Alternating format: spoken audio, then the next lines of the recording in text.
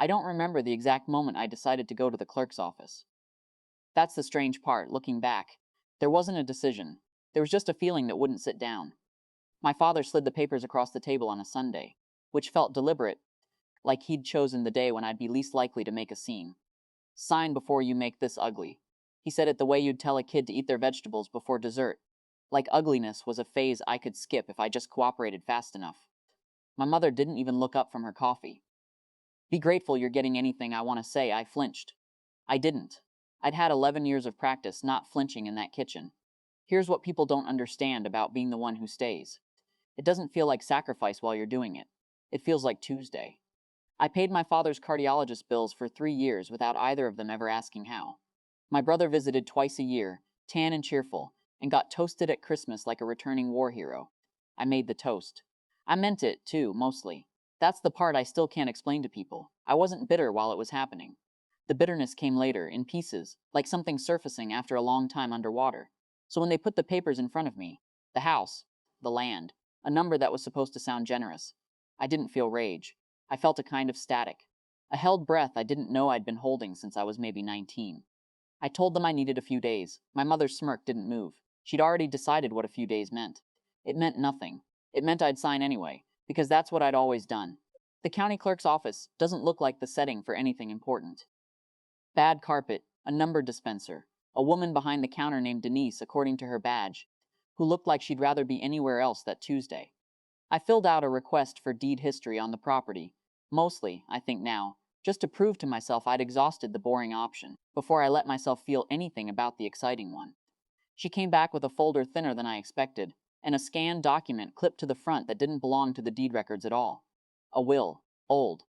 The paper in the scan had that yellow-brown cast that makes everything look more serious than it probably is. I watched her read it before I did.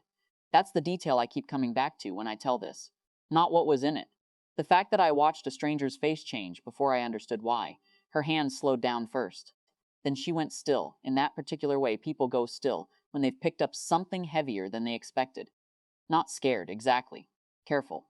Like she'd realized she was holding a live wire and needed to figure out how to put it down without either of us getting hurt. Your parents, she said, and stopped. Started again. Your parents prayed no one ever found this. I didn't feel triumphant. I want to be honest about that, because I think people expect this part of the story to feel like winning. And it didn't. It felt like standing in a hallway and realizing a door you never noticed had been open the whole time. The will had been filed by my grandmother 8 years before she died, naming a trust for the property that named me specifically. Not my brother, not the children, me. With a clause that made any sale without my signature legally void, regardless of what my parents believed they owned. My parents had known. Denise found the correspondence attached, later, in probate records, a lawyer's letter from years back informing them of exactly this. They'd built an entire Sunday around a lie they'd been carrying for, who knows how long, hoping I'd sign before anyone thought to check. I sat in my car in that parking lot for 40 minutes, not crying, just sitting, trying to hold two facts at once that didn't want to be held together. That my grandmother, who I only half remember, had quietly protected me from a distance I didn't know she was watching from, and that my parents had spent years hoping that protection would just stay buried. I didn't go back with a lawyer or a lecture. I went back with a folder, the way you'd bring documents to a meeting rather than ammunition to a fight. My father read the first page and didn't finish the second. My mother's face did something I'd never seen it do before. Not shock exactly, more like recalculation.